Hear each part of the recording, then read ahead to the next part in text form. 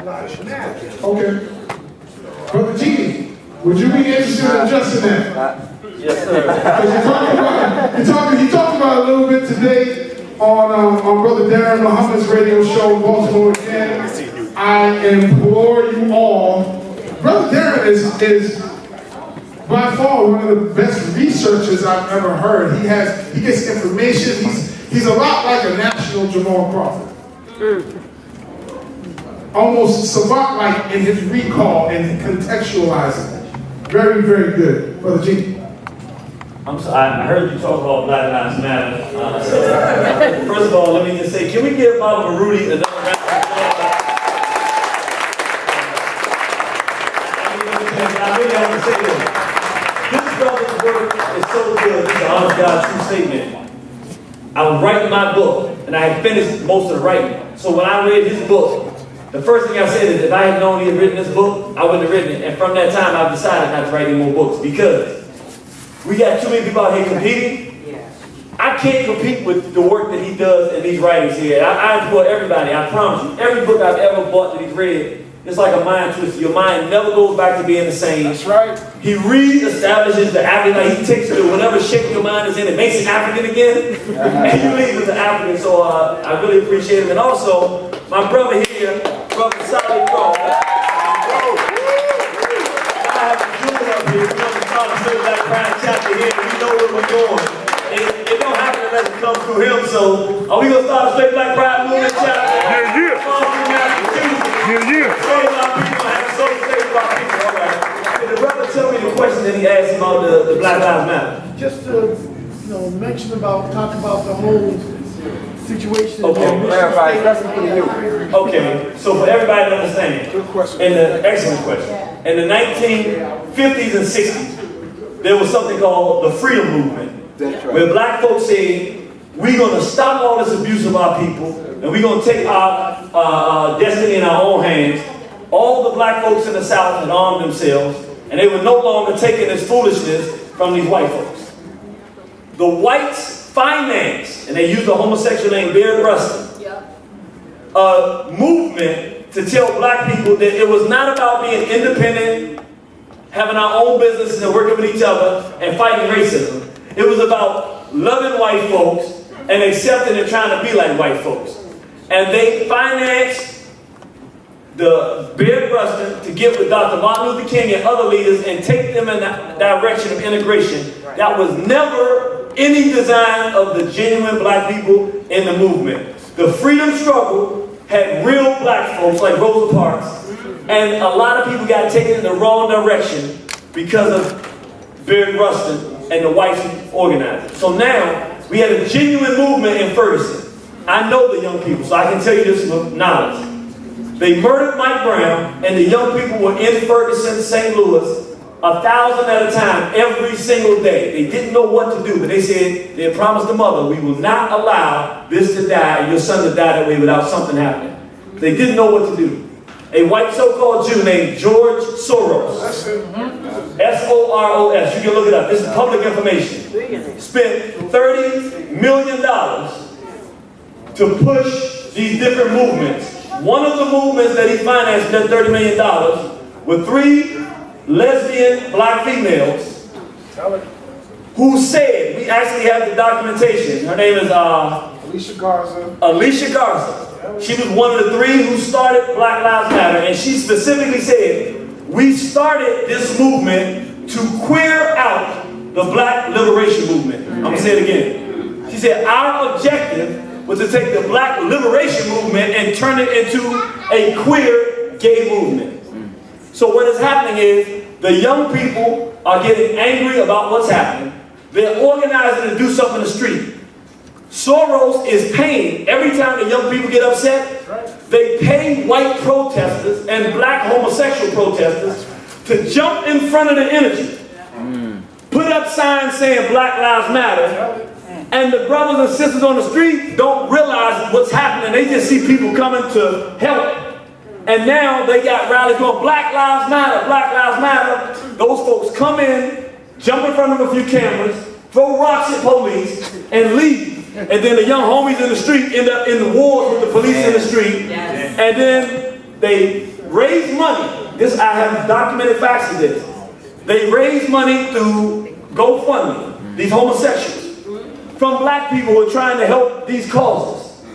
And then the white homosexuals take the money, pay off the young brothers in the street who were genuine. They didn't have no money though.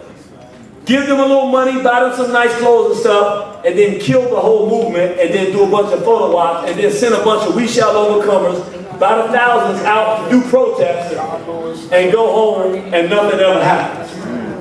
So the entire Black Lives Matter movement is a homosexual movement. They perfectly stated, and just to go a little bit further, and then I'm going to wrap it up because I know it's going long. Not only is it a homosexual movement, they have said our objective, it's called the Trans Lives Matter. In other words, we believe that transsexuals have to have rights. Now I want you to understand how deep this is. Think about it for a second.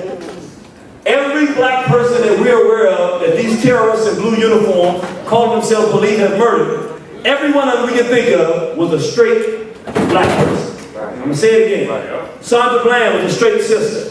Michael Brown was a straight brother. All of these individuals are straight brothers and sisters, which means these terrorists in police uniforms that are killing black people who haven't done anything make the decision. When they go to the car and it's a homosexual, they don't kill them because they already did.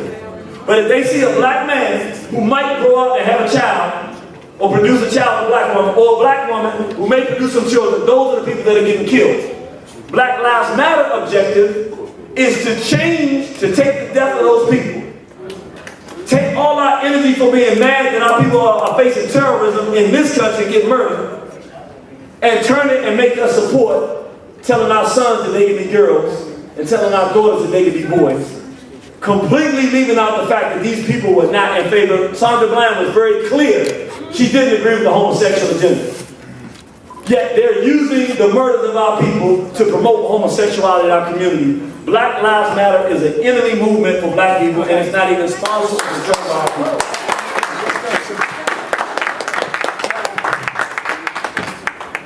I'm sorry if that renders your sensibilities. That's why we need to live. I'm sorry, but I ain't sorry. From the jump, I just something about it, I knew it was off. Black Lives Matter. We knew it was off. But now it's become clear they are the new NAACP. That's right. All for that. So, we're going to move on, get a couple questions before I do. Shout out to Mari Africa for coming in from Long Island.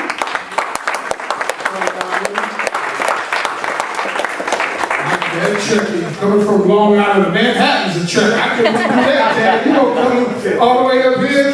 Salute to you. Also, T. Michael Thomas, would you please stand, sir?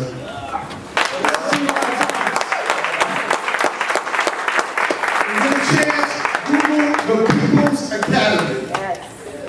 We're talking about ways of saving a black family, and I have this conversation all the time when people want to talk about, well, how important and pertinent is this homosexual thing? Even my mother. That's my mother. This is the woman who introduced me to black nationalism, and now our roles are changing where I'm the teacher, and she's learning from me, and she's admitting it now.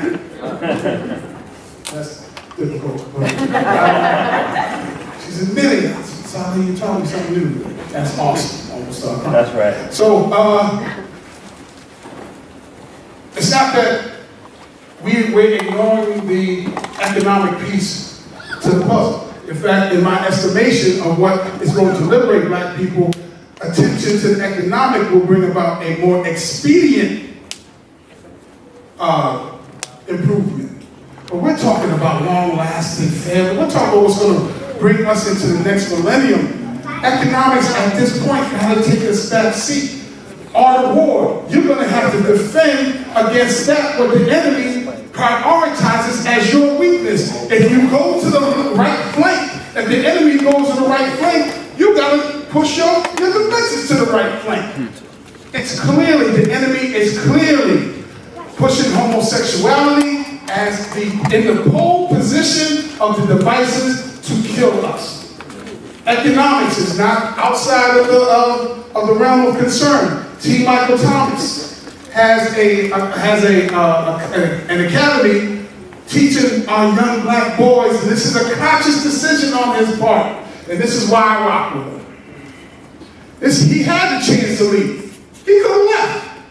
They offered you, Providence offered you what, brother? Canada offered 1.9. $3.9 million? 1.9. $1.9 million, but didn't Providence offer you some facilities? Recently? Yeah. He said no. What? He said no.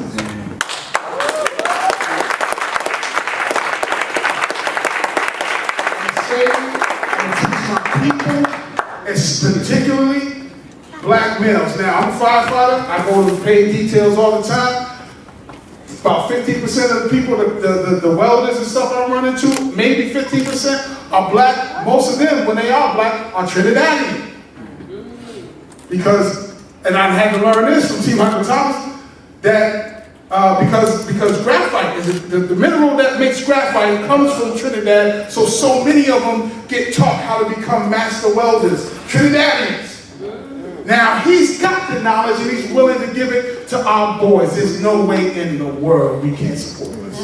No way in the world. Go to give me the website, please, brother. People's Academy, People's with an S. PeoplesAcademyInc.org. Inc.org. I posted it on the event page for this event.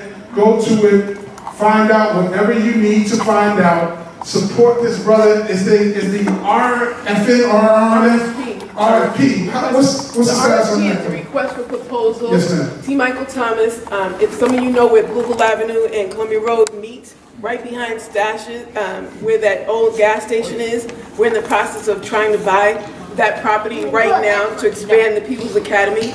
And so he has the designs, he's got the architect, but we need you guys to go on the Department of Neighborhood Development website and say that you want the People's Academy in that location.